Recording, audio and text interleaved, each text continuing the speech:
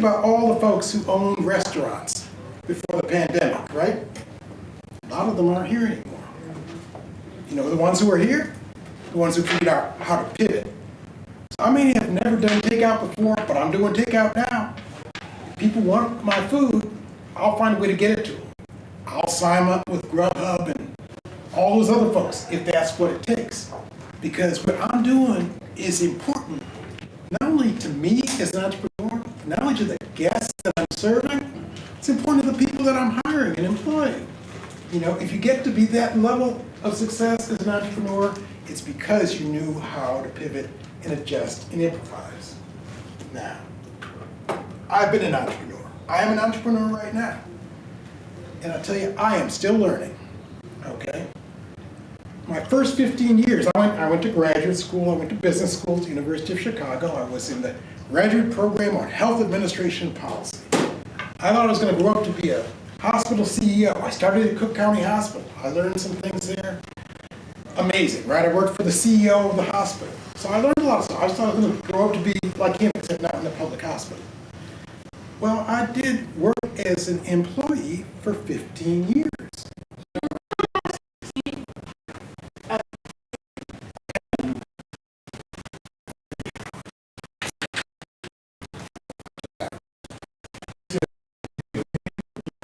Here's one. There you go. So I was an employee for 15 years. I also volunteered. I was president of the Healthy Mothers and Babies Coalition, working on infant mortality, but I wasn't an entrepreneur, okay? That wasn't my childhood dream, you know? My dream when I was a kid to be a civil rights lawyer, and then I found healthcare was a place I thought I could really make a difference for people's lives, for patients, and for whole communities, right? So I did that for 15 years. And I was doing okay. I was moving up. I took a job in Boston for Harvard Pilgrim Healthcare, big health plan. I was their director of healthcare policy, first one ever. And then they eliminated my position. Okay. Married, 2 small kids, no income. Whoa, we're going to become an entrepreneur. Because we got to find a way to, you know, my wife was the whole time. I didn't want her to be forced to go back to work so that we could, you know, live a lifestyle that we've been living over in life. So I got out my shingle and started doing training.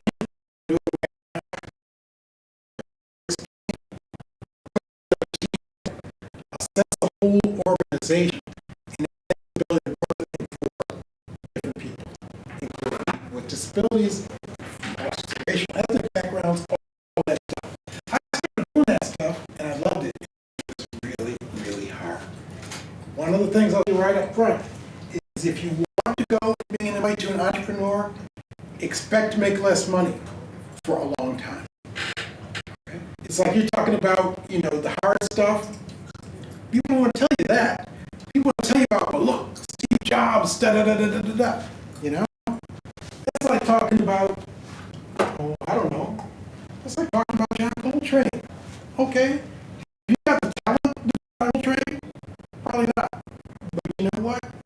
Not did he have the talent? He worked and worked and worked. A friend of mine, who was a successful entrepreneur I've ever known. You know why? He's already retired. He's a little older than I am. He's retired. A professional musician. One of the people who knows him said, you could have been Coltrane, but you weren't able to work. You weren't willing to work as hard as Coltrane did. Coltrane died early. My friend's still here. Works really hard. You play 10 instruments at a high level, you got to work really hard. If you got to be an entrepreneur, you have to expect harder than you have ever worked as an employee. But the rewards in the long run can be greater. Okay? When you work, I mean, I'm choosing to work this workshop, right? If I were still an employee, I don't necessarily have that choice. People tell me what to do, right? It's a great choice for some people sometime. And I'm going to ask you the 4 big questions that I wish I had asked, and I wish anybody who's thinking about this answer these 4 questions. 1, Why do I want to be an entrepreneur? And it better be a positive reason, not just, I don't want people telling me what to do, okay? Am I passionate about the work I want to do as an entrepreneur? You can tell I'm passionate about doing this work. I love this. You know, if I won the lottery tomorrow, which I don't play, but if I won the lottery tomorrow, I still do this work. You know, I'm that passionate about it. And you need to have something you're passionate about. Doesn't matter whether it's being a teacher like my parents were, or like you were. Doesn't matter if you're a musician. Doesn't matter if you're running a retail store. I have some friends who run amazing retail stores.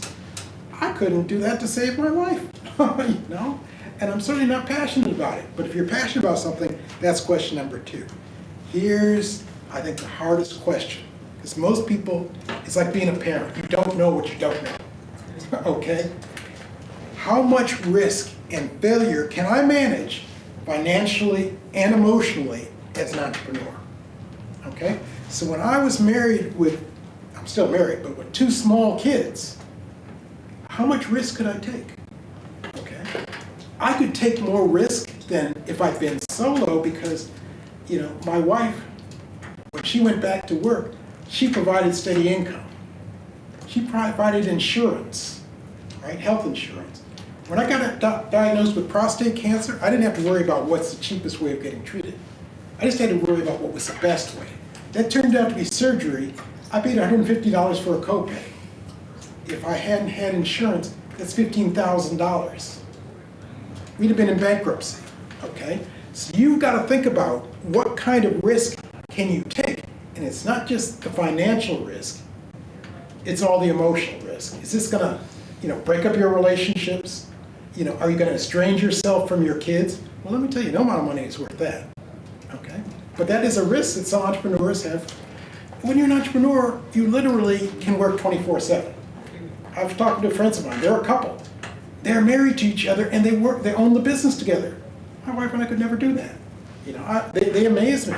I can tell you more about them. But they said, yes, you do work in your sleep. You go to bed thinking about a problem and you wake up and it's solved. That's working in your sleep. But they also work in their sleep another smart way, okay? They own a store, actually they own 2 stores in Massachusetts, close by to each other. And those are open, you know, 7 days a week because you're a retailer, especially they're in a resort kind of community, right? So you make a ton of money in the summer, people come out there. In the wintertime, not so much. Well, they've got a website now. You want to go buy something from the website anytime, so people can say, oh, we bought my wife a gong. I mean, a huge gong that we'd never seen or heard that they sent us here in Chicago from Massachusetts, okay? I bought my daughter a bracelet that I had never seen, but I saw the pictures, I trusted them, and I ordered them to send it to New York. So that's another way. If you're going to be successful as an entrepreneur, you better find many ways to do that, right? You write a book, you sell copies of the book that you self-published. You do workshops, trainings like this, from on the web and you charge people to watch, or if you don't charge people to watch it, you get people to sponsor them, right? All those things are ways to make money without your being there making the money. Or you have to do that because the critical difference, the number 1 difference in my book is when you're an employee, and you can say this, if you're still an employee, right? They give you more work than you can handle, okay? When an entrepreneur, the only paying work you get is what you bring in. Think about that, right? Some people say you reap what you sow. Some people say you eat what you kill. Doesn't matter how you say it. If you don't generate it, you don't have it. If you're a traditional entrepreneur, you don't want to take that much risk, go buy a franchise. You know, you can run a McDonald's franchise. You can do really well, but you don't have the same control you have if you're a solo entrepreneur, like I am. And here's the last one, which is really important for those of us with disabilities, for those of us who are people of color, for anybody who is different in terms of their cultural identity. How might your cultural identity affect your entrepreneurial journey? So I'm going to skip to that one. I'm going to come back. Any questions or thoughts before I sort of skip to cultural identity? Okay, we'll come back to the other ones. But I'm going to pass this around since I can't show it on the screen. But these are some different people whose cultural identity might affect their success, their chances as an entrepreneur, right? Got some black women in the group. Well, you know, not all of us are going to be vice president of the United, or a Supreme Court justice, or vice president of the United States, right? But all of us are going to face some challenges because of who we are. You know, Dr. King said, "Judge me by the content of the character, not the color of my skin." That's still a dream. I mean, we made a lot of success, but that's still a dream. People are going to judge you based on your disabilities. They're going to judge you based on your gender. They're going to judge you based on your sexual orientation. And when you're an entrepreneur, what that means is whoever judges you could be your customer, could be your business partner, could be your funder from a foundation. And so you're going to face challenges. Somebody who looks like that funder in the face.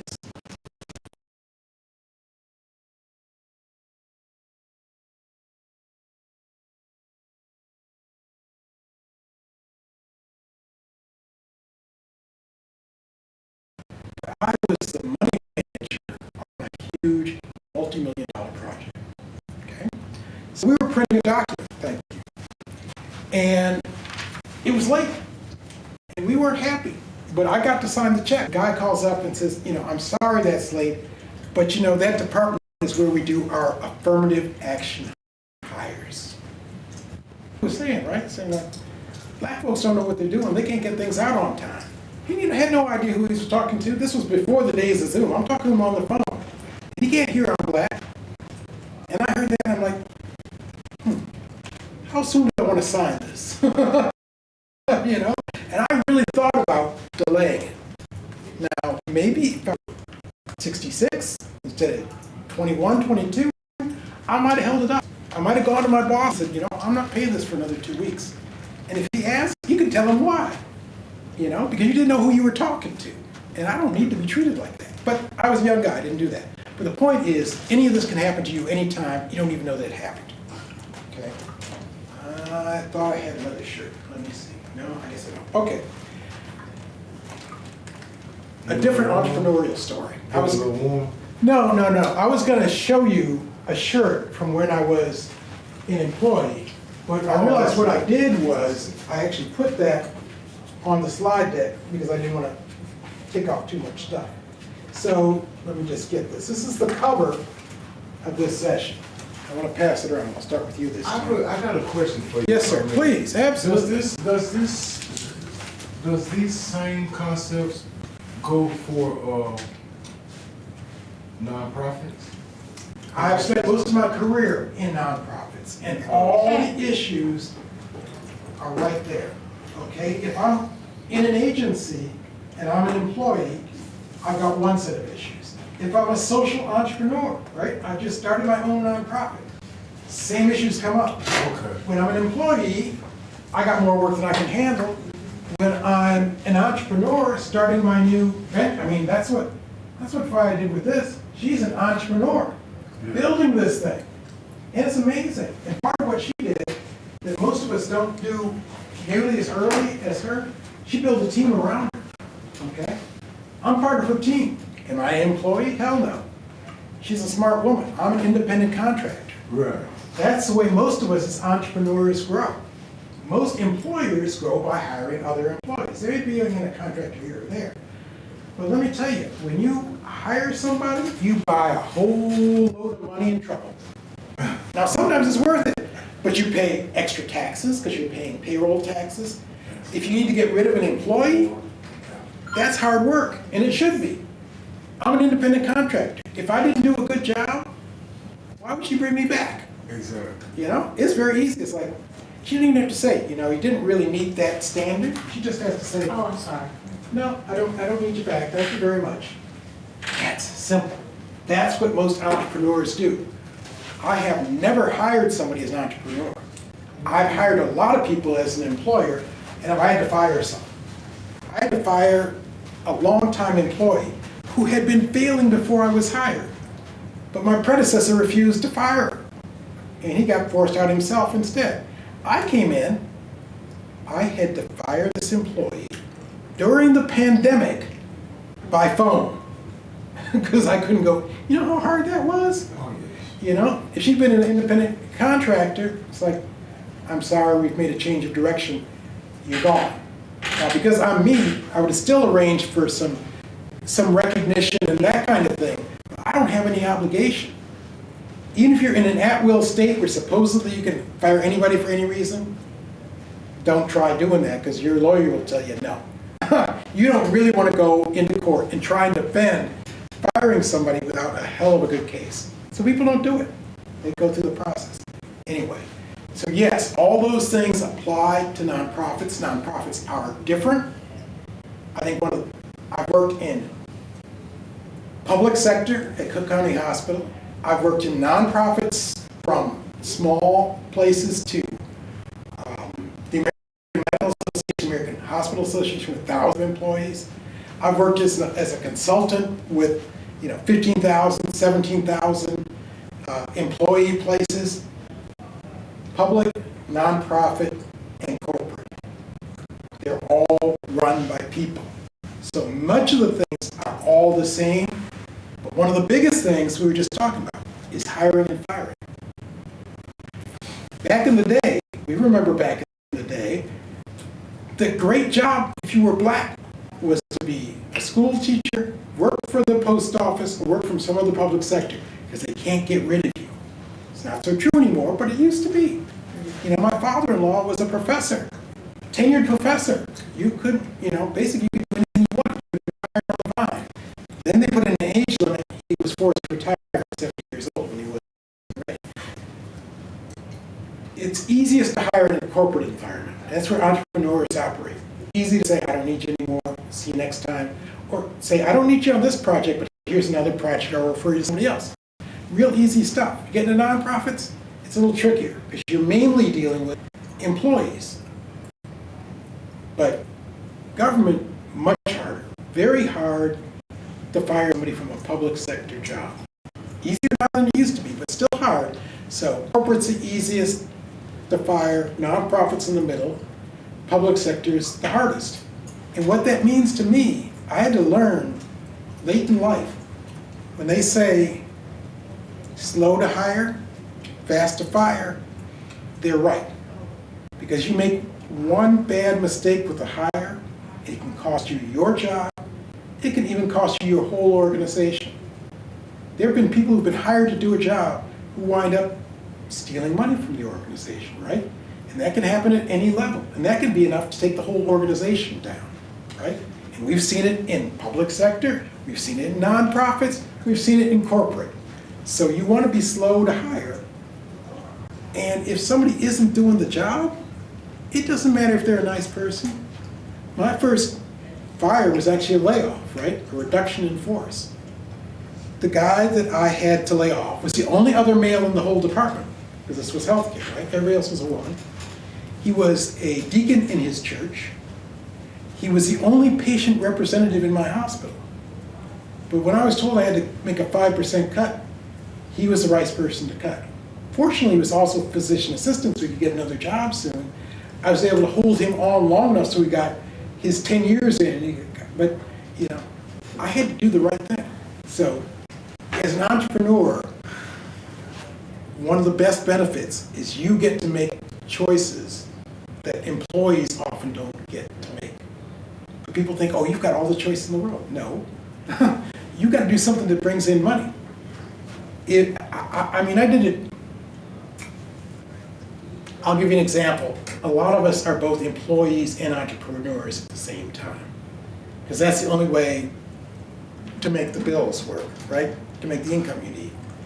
So at one point, I was working as a cashier at CVS. Not that long ago, okay? I was making $15 an hour. And you know what? I was glad to be making $15 an hour because as a CVS cashier, there was always work. If I wanted to work, I'd just say, can you give me another shift? Done. Not only, but I enjoyed it. I was taking care of people. This is fun, right? Serving the public. Serving the public. And let me tell you, I learned some things as a cashier I never learned as a health services executive. okay? But at the same time, if I worked full-time at $15 an hour, that wasn't gonna cut it.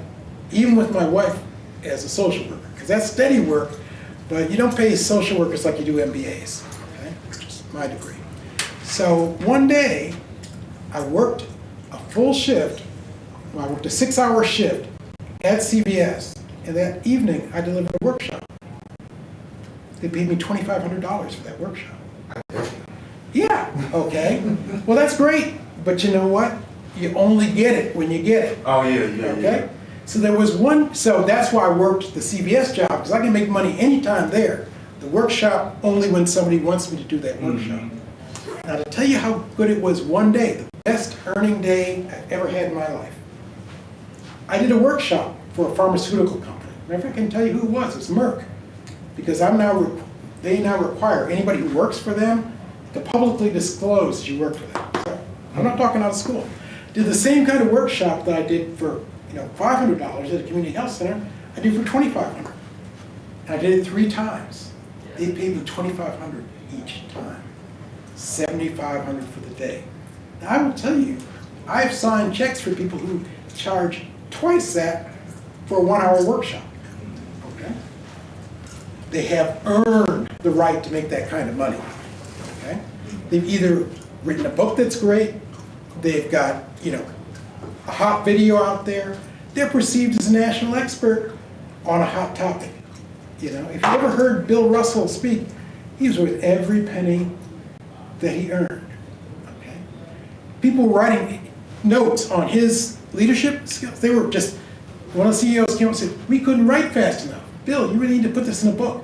He wrote a book called Russell Rules, 11 Lessons on Leadership, from his 11 titles in 13 years. I don't know how much money he made out of that book, but they got a steal. The book is now out of print, but you can get it. I keep copies at home, because when I see somebody who wants to really know about leadership, I said, here, start here, right? I've taught that book. The point is, to be really successful, you have to pay attention to your skills. You talk about proud to be me. If you're going to be an entrepreneur, you better be proud of what you're doing as an entrepreneur. If you're doing something just to make money, there's somebody else out there who has passion, who's doing the same thing, and going to beat the crap out of you. Pardon my language. But they are, because you don't have your heart and soul into it. And you can't compete with somebody who does have their heart and soul into it. Now, I can't be Michael Jordan, or anywhere like that, right? For starters, he's 6'6". I'm 5'9". I could have all the talent in the world at 5'9". There are very few 5'9" NBA players. Spud Webb was one, right? But if you're not that great, you can be great at a lot of other things.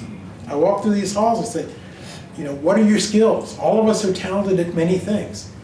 Find 1 or 2 of them and be an entrepreneur at that, you can do really well, probably, in time. And you know what? Most entrepreneurs, like me, are serial entrepreneurs. And what that means? They don't just do it once. They do it and they reinvent and they try something else. When Winston Churchill said, if at first you don't succeed, try, or he said, never, never, never give up. It's the same idea. He didn't win office in his first election. He got defeated multiple times before he got there. But he was willing to do it again. Most entrepreneurs, even if they're successful with their first one, right? The guys who invented YouTube, they were incredibly successful, so operating out of their garage, right? And then they sold it to somebody else for a lot of money and went to work on something else. Okay? Smart food. Anybody else like smart food? Yes. I love smart food. I was seeing my sister at Harvard Business School. The guy, one of the members, there was a team who invented smart food. You know how they started? Software. They invented what they thought was a really hot piece of software, and they got creamed by Lotus 1-2-3, which you may not have heard of. But it made a lot of money. You know. When I was in school, that's what we used, Lotus. And there you go. So that was really successful, and then it got bought out. Well, these guys came out with a similar product, but they never had the success. So they quit and said, all right, we're going to do something different. They invented smart food. Now you go to the grocery store, you don't just find smart food, the original in white cheddar, you find it in light, you find it in caramel corn. They hit something that worked. and I'm sure they don't own it anymore. They sold it to somebody, Frito-Lay probably. You know, they seem to own everything. Frito-Lay owns Taco Bell and Mountain Dew and all this stuff, right? They're not entrepreneurs, but some entrepreneurs have made the stuff that makes them successful. And then the entrepreneur can take that money and say, all right, I'm gonna go do something else. So and I'm gonna stop with this and take questions. Back to my friend Steve Leinheiser, who was the most successful entrepreneur I've ever known. He was best man in our wedding. I known him over 40 years. When he was first working as a musician, after going to school, he was working downtown at the camera store and playing wedding gigs on the weekend. Then he built him up to the level where he was playing with, Ray Charles and Julie Andrews and all those folks, right? When I say he was really successful, he was doing something he loved, playing music, his whole career. But he didn't mainly get to choose what he wanted to play. Actually, he still doesn't, even though he's retired. Because you have to find somebody who wants to play that particular music. What he did, he got so good at 10 different instruments, actually probably more than that, that people would come to him if they need these particular 5 instruments. Oh, we need somebody who can play oboe, alto sax, soprano sax, and clarinet. Not many people in town can do that. So he was always in demand. So he might be playing The Lion King, and he might be playing, what's the new Michael Jackson, MJ, the musical, or he might be playing what I saw him in is Motown, the musical, right? He doesn't actually get to choose which one of those he plays. He gets to accept or reject an offer because he's an entrepreneur. He was also a union man, so whenever he did play those things, he made union scale. That allowed him to make so much money. Now he's retired. He basically can say, what do I want to play? But only once he retired. I'm in a place where, besides being a caregiver, which takes more time than anything else, I'm also a certified professional coach. So I coach people all over the country by phone or by Zoom. I don't have to go anywhere. I'm on the phone for, say, 55 minutes. For my corporate clients, my broker, I'm hired by a broker, but as an independent consultant. The broker says to IBM, you want 50 slots? We'll give you 50 coaching hours. And then they come to coaches like me and say, would you like to work on this IBM contract? I say, sure. Then an IBM employee interviews me and chooses me. When they choose me, I get paid $150 for each session. It's typically 2 sessions a month. So I earn $300 for each person I coach. That's good, right? It is very good for me. I'm very comfortable with that rate. Sitting at home, but I'm doing what I have been trained how to do, that I've done very well, I'm very successful at. Believe me, there are coaches who make more than that. You think the President of the United States doesn't have a coach? You can bet he does, and you can bet that coach gets a lot more than $150 an hour, right? But it's worth it. I can tell, and I love coaching. But I love a workshop like this more than I love an hour of coaching. Because with coaching, it's one-on-one, and that's a wonderful thing. But talking with a group like this, that's a different wonderful thing. I'm learning stuff and sharing stuff all the time. So, but it takes a lot to do this, as opposed with a coaching client, especially when I've been working for a while, we just pick up and we start where we left off. We spend an hour, they feel progress, I feel progress, and we're done. $300. But I could probably make more if I were charging myself, but then I'd have to do the billing and the finding clients and etc. I'd much rather have somebody else do that work and then pay me as a contractor. So I'm partially saying you got all these choices in how you do, just like you got choices as becoming an employee, you got choices as becoming an entrepreneur. There's not one size fits all ever. You have lots of choices. And over the course of your career, whether you're going to retire in 5 years, you're going to be working for another 50 years. You'll probably do different versions. And you'll probably do a combination. So what I say to anybody who's interested, if you want to talk about becoming an entrepreneur, I'll talk to anybody anytime. You want to talk about becoming a coach? We need far more black coaches, far more coaches of color. Happy to talk to you about that anytime. And if you want to be a coaching client, I tell every coaching client the same thing. You can't find a coach out of the yellow pages. It's just like finding a doctor, finding a lawyer. You got to talk face to face, or at least by Zoom. And any coach will offer you an hour free just to see if it works. Because they don't want to work with you if you're not a fit, and you don't want to work with them if they're not a fit. So you offer an hour, you see if maybe it works. Sometimes it does, and then you go forward. So lots of different ways I'm an entrepreneur at the same time. I love it, and I'll tell you, closing comment. Before I became an entrepreneur this last time, I was executive director for the first time. I'm talking about nonprofits. I was an executive director of Us2 International, prostate cancer organization. I'm a prostate cancer survivor. I was the first survivor to be their ED, the most their board members was. I was the first black ED. I thought it was going to be my job for life. The pandemic came, lots of things changed. I lasted a year. You're now part of a larger organization. But if a job like that came along with a good salary and benefits, paid vacation, retirement plan, I'd stop being an entrepreneur like that. I have never worked as hard as an employee as I have as an entrepreneur, but I've had a lot of fun. I've had dream jobs. I've never had as much fun as an employee as I have as an entrepreneur. So it's all about your choice. One size does not fit all. If you got questions, bring them on. I was going to ask you, now let's say if somebody, like you was talking about McDonald's. Yeah. You don't want to put in the work that they, ordering, or whatever it is that a franchisee does. Right. Right. But now, my situation is somebody already has something going in another state. Mm-hmm. Actually, I think it's in Massachusetts. Okay. And so I've been given the go ahead to go ahead, and it's the same name, and they do the same things, but just to do this in Illinois, and this is something that I'm very passionate about. Cool. Sounding good so far. So,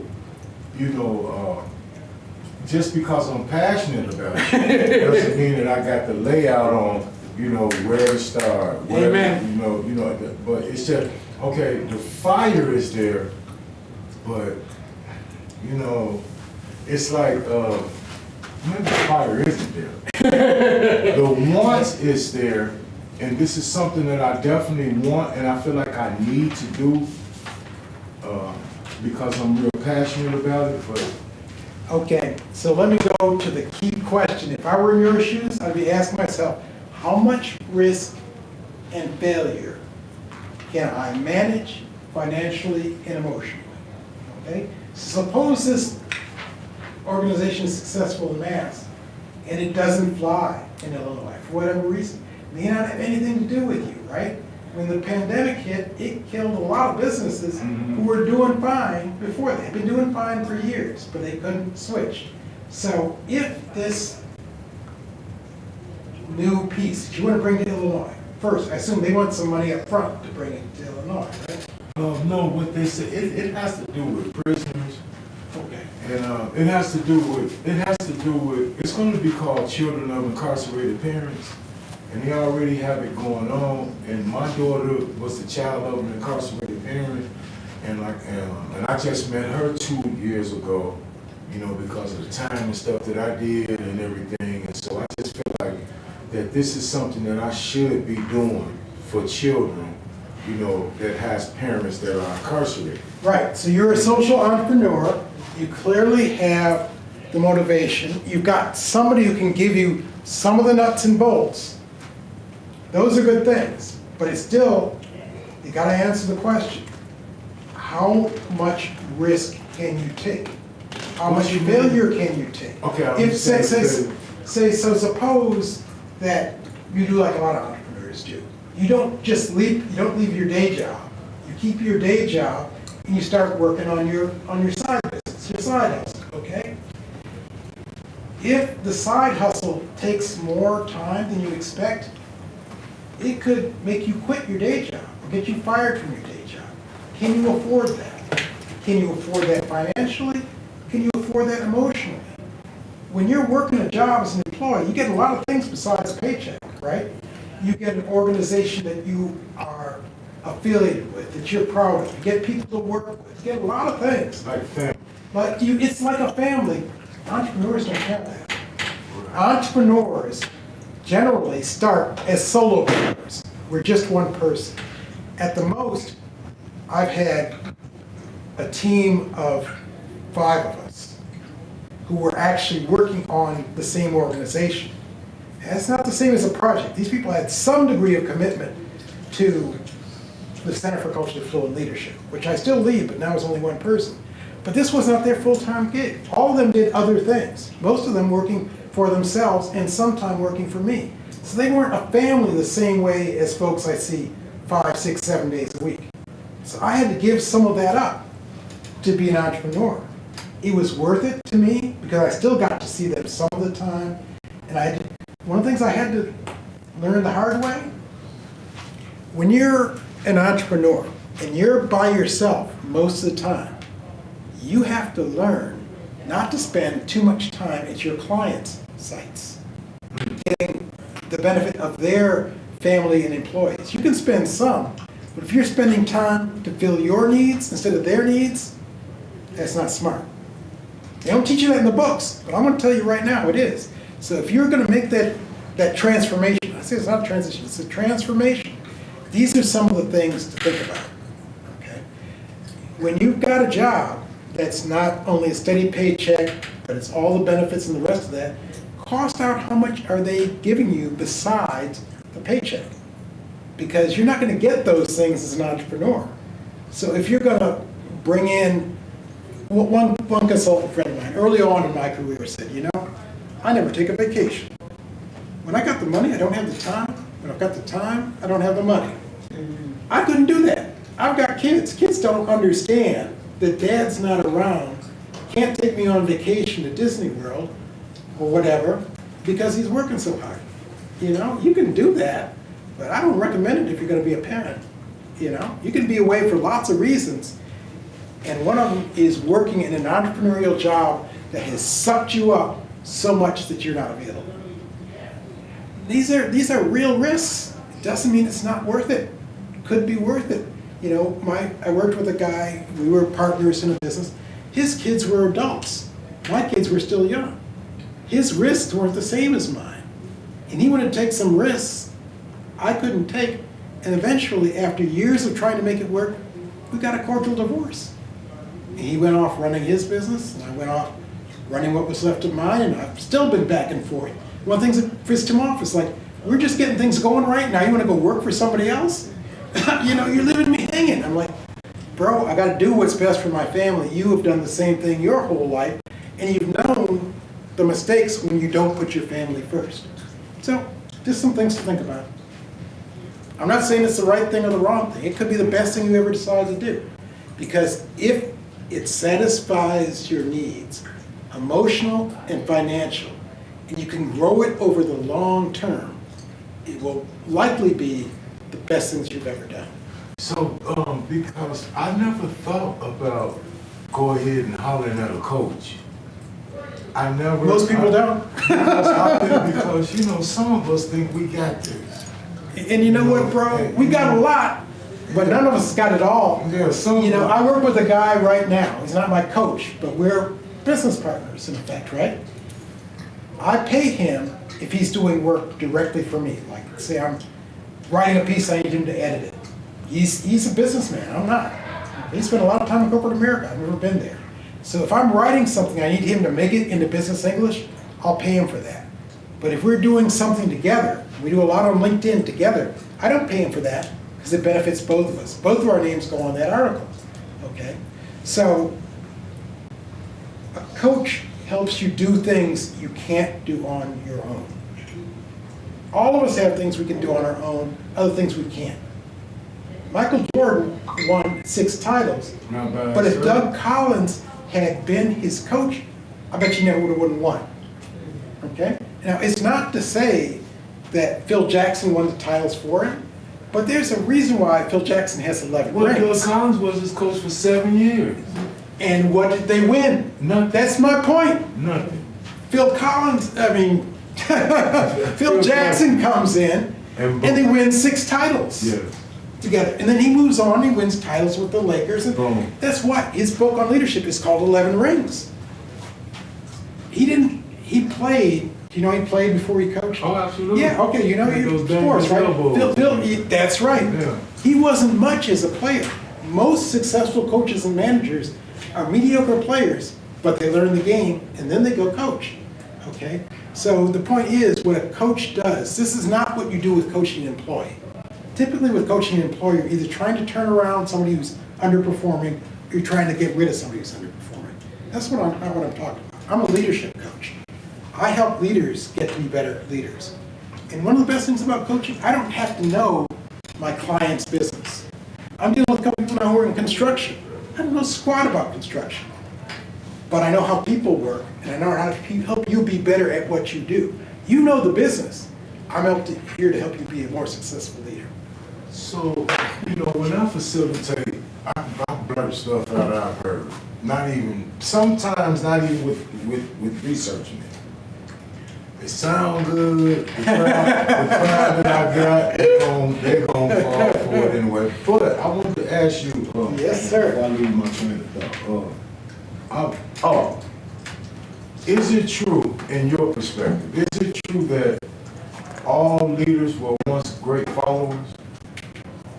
The best leaders were all great followers. Okay, the best, not all. Not all leaders. There are a ton of leaders That was who just never know how to born follow. into it. Yeah. No, there are no born leaders. That's one thing I totally agree with Bill Russell about. We all learn to lead, but we are all leaders. I tell my audiences sometimes, look, you think you're not a leader, right?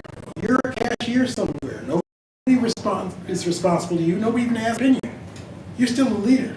Because when you go to the grocery store and you're now a customer, right? My kids, or somebody's kids, are going to be watching how you treat that cashier. How do you treat the next customer in line? You are leading by example. That's right. By what you do. And there are 2 main ways to lead by example. Main ways for leaders to lead. One is by example, because if you talk the talk and don't walk the walk, nobody's following you. But the other way is by incentive. What do I reward people for? Do I say, well, she's done a good job at this, I'm gonna give her a raise. Or probably I'm not gonna give her a raise, I'm gonna give you a bonus, okay? Because your bonus you gotta win over and over. I give you a raise, you got that locked in. So that takes a lot for me to give you a raise. If I can give you a bonus, I don't even have to give you a bonus because that was a really good job. I want you to teach other people how to do what you just did. That's praise. And there are leaders who have no idea how to give praise. Drives me friggin' crazy. That's about as easy. All you gotta do is look and open your mouth. Now, you put some money behind it, that's even better. But just saying thank you. Saying you did a good job there. An accolade. An accolade.